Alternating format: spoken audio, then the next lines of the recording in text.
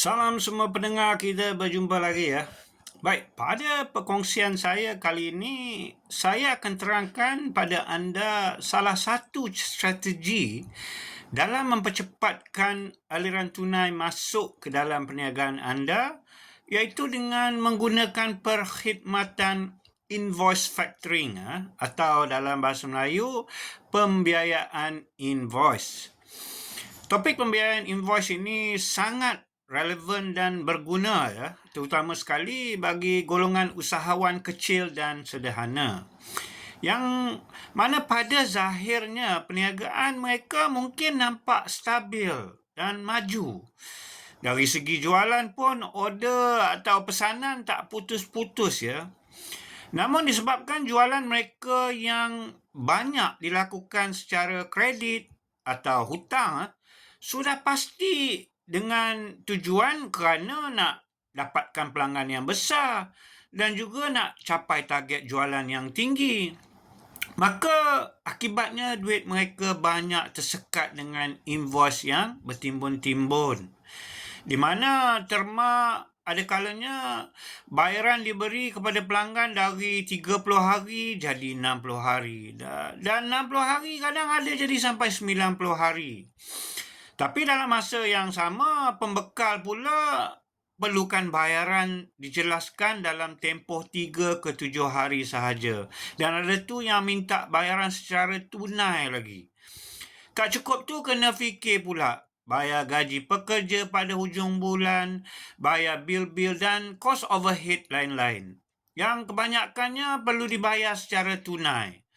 Lantas menyebabkan ramai di kalangan usahawan kita mengalami tekanan aliran tunai perniagaan negatif yang juga dipanggil cash flow crunch ya, yang boleh menjejaskan kelangsungan perniagaan mereka ya, tuan-tuan dan puan-puan. Oleh itu anda haruslah sentiasa beringat tunai itu umpama oksigen bagi perniagaan anda, dan tanpa tunai yang mencukupi perniagaan anda tidak mungkin boleh bertahan lama. Maka di sinilah saya ingin kongsikan dengan anda konsep perkhidmatan pembiayaan invoice. Baik, apakah itu pembiayaan invoice ini ya? Pertama sekali, pembiayaan invoice ini bukan satu bentuk pinjaman atau tak perlu berhutang lah ya. Anda tiada berhutang dengan sesiapa, ingat tu. Pembiayaan invoice ini maksudnya ialah sejenis perkhidmatan yang disediakan oleh kebanyakan institusi kewangan dan syarikat-syarikat pembiayaan khusus yang juga dikenali sebagai syarikat pemfaktor atau dalam bahasa Inggeris factoring company ya. Dengan pembiayaan invoice ini, ia membolehkan anda menjual invoice yang syarikat anda keluarkan kepada pelanggan anda yang masih belum dibayar ya. Dijual kepada siapa? Dijual kepada syarikat pemfaktor ini, dan sebagai ganti syarikat pemfaktor ini akan memberi anda tunai dalam tempoh yang lebih cepat. Sudah pasti ya, sebelum tarikh akhir terma bayaran kepada pelanggan anda. Di sini invoice yang perniagaan anda keluarkan itulah yang menjadi cagaran kepada syarikat pemfaktor itu bagi mereka membuat bayaran tunai kepada anda. Saya bagi contoh mudah di sini. Baik, katakanlah anda keluarkan invoice berjumlah RM100,000 kepada pelanggan anda dengan terma bayaran 60 hari dari tarikh invoice. Jadi katakanlah tarikh invoice tu 1 Januari, maka pelanggan anda paling lewat kena bayar pada anda 1 Mac. Jadinya dari anda tunggu sampai 2 bulan untuk dapatkan bayaran dari pelanggan anda, dan kebetulanlah katakan pada waktu itu anda pula perlukan tunai dengan segera, anda bolehlah hubungi syarikat pemfaktor dan jual kepada mereka invoice yang anda keluarkan kepada pelanggan anda ini. Dan sebagai balasan, mereka akan bayar kepada anda tunai lebih kurang dalam 85% dari jumlah invoice atau RM85,000. Dalam masa sehari dua saja dia orang dah boleh bayar ya. Dan bila pelanggan anda bayar penuh invoice tersebut kepada syarikat pemfaktor tersebut, syarikat pemfaktor itu akan bayar kepada anda jumlah baki yang tertunggak. Tapi selepas ditolak yuran atau charge pemfaktoran syarikat tersebut, yang insyaAllah saya akan terangkan dalam posting saya akan datang ya. Secara ringkasnya, itulah pembiayaan invoice.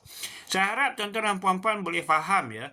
Bezanya di sini, sekiranya anda memohon pinjaman dari pihak bank, mereka akan menilai anda dan perniagaan anda berdasarkan pelbagai kriteria seperti rekod keuangan, rekod kredit, cagaran dan sebagainya.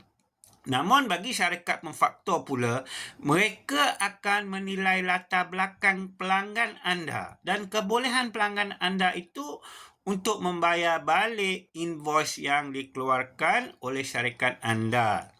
Inilah salah satu sebabnya perniagaan kecil dan sederhana boleh menggunakan perkhidmatan pembiayaan invoice ini asalkan pelanggan anda tu kukuh dan ada reputasi kredit dan bayaran balik yang baik. Akhir kata, kesimpulan untuk pembiayaan invoice bahagian 1 ini part 1 mudah saja, iaitu invoice ni merupakan jualan yang belum lagi jadi tunai. Untung pula hanya di atas kertas, namun belum lagi menjadi tunai dalam bank. Seperti mana yang saya telah sebutkan tadi jangan lupa aliran tunai yang sihat umpama oksigen bagi perniagaan anda. Jadi anggaplah pembiayaan invoice ini sebagai satu alat yang boleh digunakan untuk mengurangkan tekanan aliran tunai perniagaan anda bila diperlukan. Baik, sampai di sini sahaja perkongsian saya kali ini. InsyaAllah pada posting saya akan datang, saya akan teruskan dengan penerangan yang lebih mendalam tentang faedah-faedah pembiayaan invoice kepada perniagaan anda dan kenapa makin banyak perniagaan kecil sederhana menggunakan perkhidmatan ini ya. Diharap para pendengar nantikan posting saya seterusnya dan terus memberi support supaya channel saya ini dapat memberi manfaat kepada kita semua. Sekian, terima kasih. Jumpa lagi.